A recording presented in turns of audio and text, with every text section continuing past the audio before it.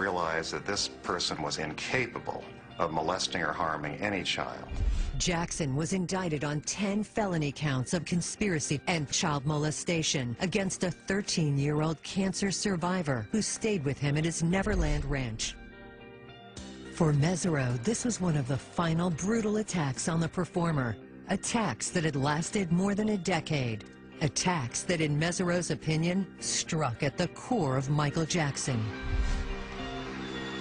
While the news media concentrates for years on publicizing what they dubbed the obsessive behavior of the eccentric artist, Mesereau notices a preoccupation from another source. The prosecution team, headed by Santa Barbara County District Attorney Tom Sneddon. I do think he was obsessed to the point of absurdity.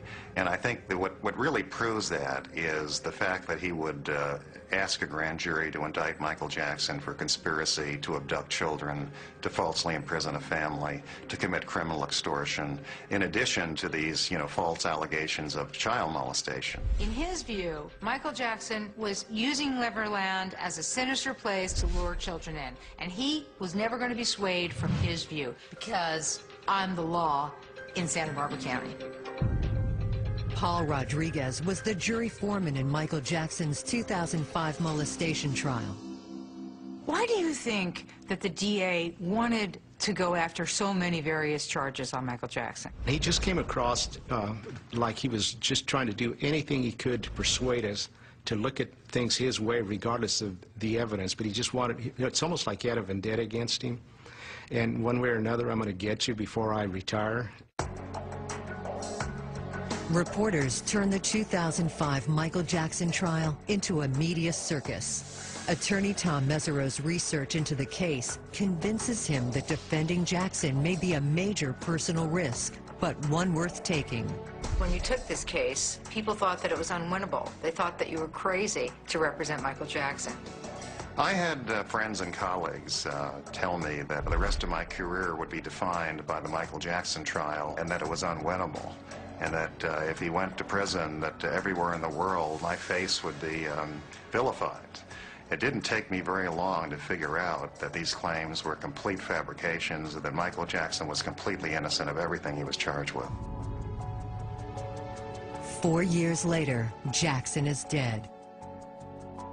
The Los Angeles County coroner rules Michael Jackson's death a homicide caused by acute intoxication following lethal levels of sedatives combined with the anesthetic propofol.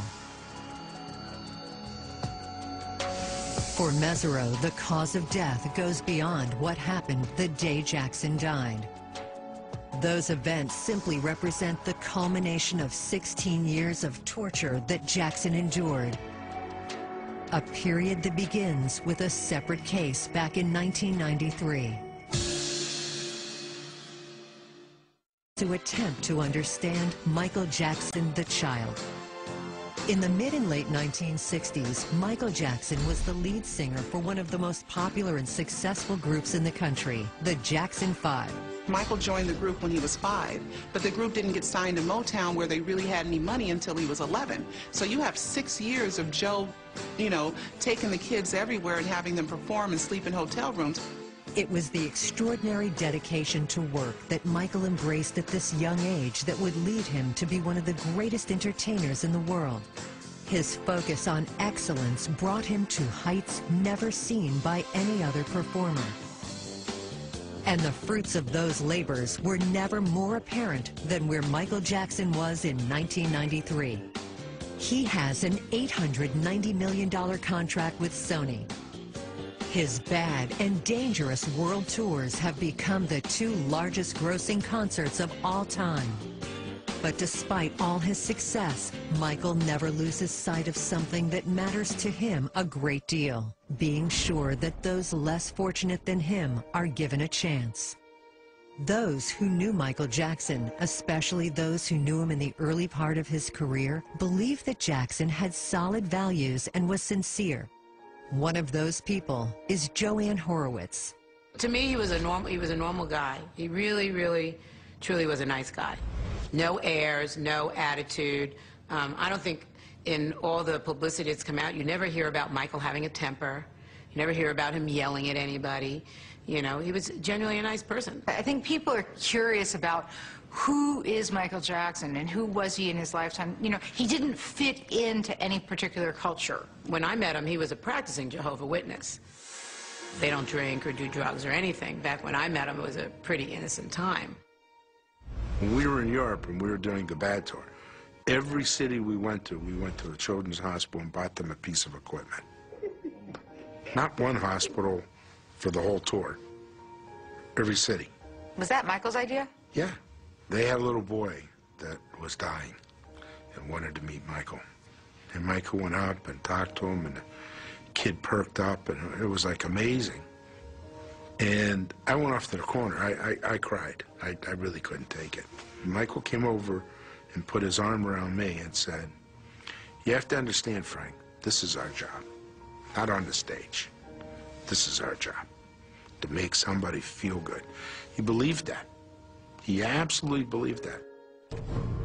It is at this time in 1992 that Michael has a chance encounter that will change his life forever. Driving down Wilshire Boulevard in Los Angeles, Michael's car breaks down.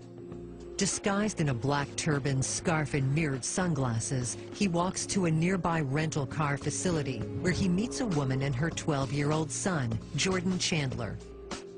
The three hit it off, and a friendship begins. He wanted to hang around kids because they were fun, and they didn't want anything from him. You know, he could have stupid balloon fights, and he could, you know, do food fights, and do all these silly things because, like when he was a kid, he was kind of like Benjamin Buttons. You know, when he was a kid, he was a grown-up. You know, and then when he was a grown-up, he was a kid.